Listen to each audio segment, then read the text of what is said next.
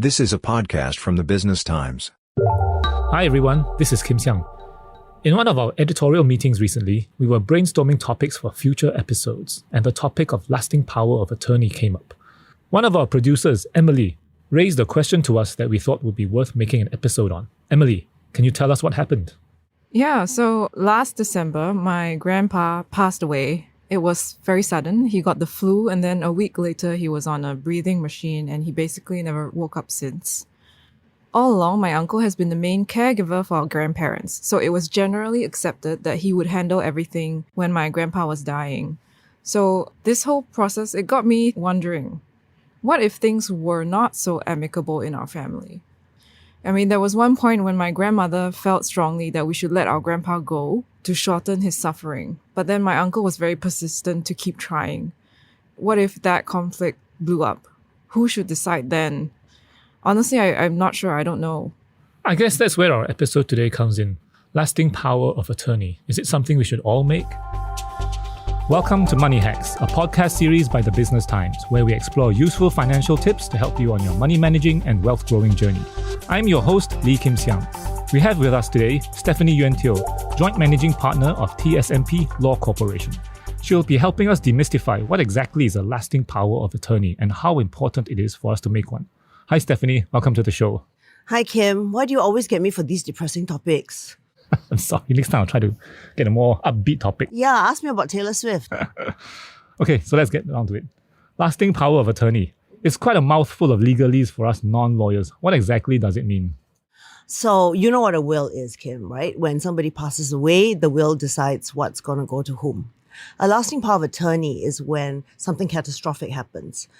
Dementia, or if you're in a coma, let's say, unfortunately, somebody's in a very bad car accident and for 2 or 3 weeks is in a coma.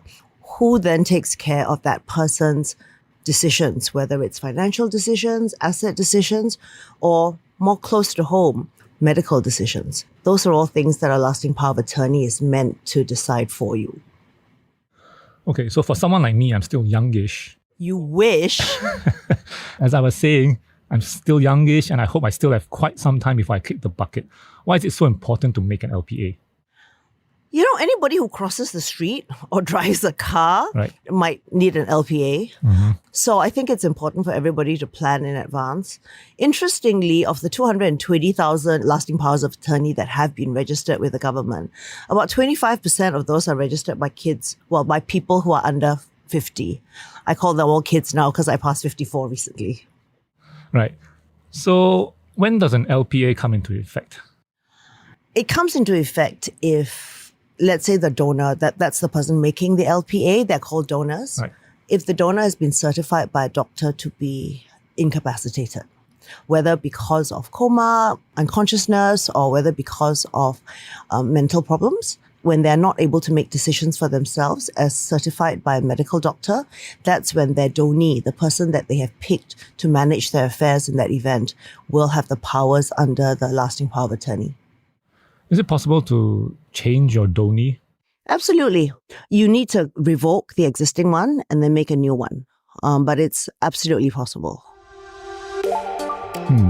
What have been some of the trends among your clients when it comes to making an LPA? Like you mentioned before, 20% or something are kids. In this case, they're like under 50. So are you seeing younger people making it? Honestly, it's mostly the older folk. Somebody who's in his 90s, who's trying to decide which of his 3 warring children is going to look after his affairs. When people come to me to ask me to write a will for them, I will always say to them, have you also considered doing a lasting power of attorney and an advanced medical directive? I think these are the 3 things that do go hand in hand. We're not seeing so many young people, but young people these days are super savvy and you can do the whole thing online. So it's quite easy these days. But I would certainly do this. I did mine as soon as the legislation came out. I did my will when my son had just been born, and that was 25 years ago. So I decided then that, I should put things in place. Anybody with dependents, I think you will want to have these arrangements put in place because you want to make decisions in advance. You want to have these discussions with your dependents. So how I would look at it is this. When you're young, if you have dependents, even if you're young, the will is actually the least important part because you're still young, not so likely to die, right? You might be in an accident when you're traveling, you might be in a coma. You want somebody to make those decisions for you. Nowadays, the other day I was talking to our health minister, Minister Ong Ye Kang, and he says, it's not just an AMD staff. You also now need to do advanced care planning where you talk to accredited planners to discuss how you want to handle if you get sick. So how much medication you want? Are you likely to only want more palliative care to keep you comfortable? These are all things that are important. I think it's important to plan for end of life or catastrophic events and hope that none of it ever comes true. But I think it is important. It also takes a lot of the stress off your family members who are already dealing with you being in that medical condition. I think it's good to let them know how you want things to be done. When you sit down and do a lasting power of attorney, the first thing you talk to your donees about, the guy who's holding the attorney, is how you want to look at things. I've told my family members, for example, that I've lived a good life. I don't want to be kept on a ventilator, for example. I don't want to have heroic measures taken to look after me. I believe I know what happens to me in the afterlife, and I'm ready for that if God says that that's my time. So I think it's really important to think these things through. Otherwise, it can be super, super stressful for the family that's there trying to deal with your medical condition and also not knowing what you want to do. Still to come, Emily gets her question answered. That's after the break.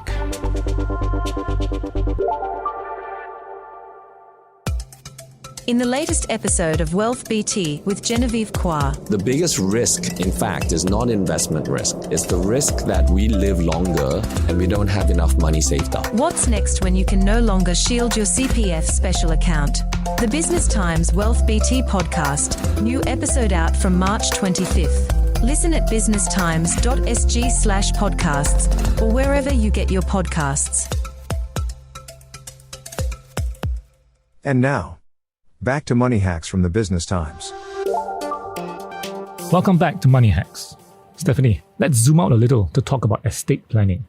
How does an LPA fit into the larger estate planning process? What's the relationship between an LPA and, say, a will or a do not resuscitate order? Okay. So I tell my clients to do all those three things at the same time. A do not resuscitate order is probably the easiest. If you are in a bad accident or if you fall into a coma, the question is, do you want heroic measures to be taken to bring you back to life? I've decided I don't want that, so I've actually signed an advance medical directive many, many years ago. So that's in a very clear medical situation, and the AMD needs to be signed and witnessed by an accredited doctor or a psychiatrist. So that's important, right? Then there is also the lasting power of attorney, which we've discussed. That kicks in when you're still alive, but not able to make your own decisions for mental or medical reasons. And then finally, the will. The will is what happens after you die. In a sense, it's your last word from the grave on what to do with your assets. So that's important for purposes of estate planning in the sense that the estate is what gets divvied up at that point of time. Also important in a will be if you've got young children, who's going to look after those kids? So my friends who come to me with young children, I say the first thing you have to ask yourself is, how do you want your kids brought up if the two of you are both not around? What kind of values? What schools? Do you want them to go abroad to university? Do you want them to stay here? Who's going to have care and control of them? And that might be different from the people who are going to be looking after your estate. So, for example, they're very close to their grandparents. You may want the grandparents to look after them if you and your husband were in a car crash. But your grandparents may not be the most savvy when it comes to financial investment planning. And so you may want your best friends to look after your finances. You might want to split that up. So that's actually the hardest part of the conversation. Deciding who gets how much generally is a bit easier, unless you're super, super duper rich, in which case you will set up some sort of trust and, all your poor relatives might come crawling out of the woodwork. Okay, so how do I go about making an LPA? I presume the first thing I have to do is engage a lawyer, or like you said, it can even be done online nowadays. Yeah, it can be done online these days. You will need a lawyer or somebody who's accredited to sign off on it, but that's also done online. The important thing is, I think, first step, think about who you want to be the donees, the people that you would actually authorize to make those decisions for you. Have a conversation with them, get their details. At some point, you will need to see a lawyer who's going to sign off on this, but it doesn't need to be a great deal of fees because it's a relatively simple process. The decision-making and the discussions is actually what's harder. Okay. Because I presume there would be a lot of, going to the lawyer, finding witnesses, a lot of paperwork. But No, it's actually very simple. Singapore government, is very, very good at keeping things efficient for us. Yeah. So our producer, Emily, brought up a question from her family's recent experience. What happens when a family dispute arises when there is no LPA? So what can the family do? So let's say patriarch has fallen into a coma or matriarch has gotten dementia and the family now are fighting over who gets to make the decisions. The unmarried son says they've lived with me forever. I want to make the decisions. The older children or younger children say that we want to be the ones who make decisions. We want to do it all together. You shouldn't be able to make a decision without us. And then it gets into a squabble. Very often, old family hurts come about and this becomes the proxy fight for that.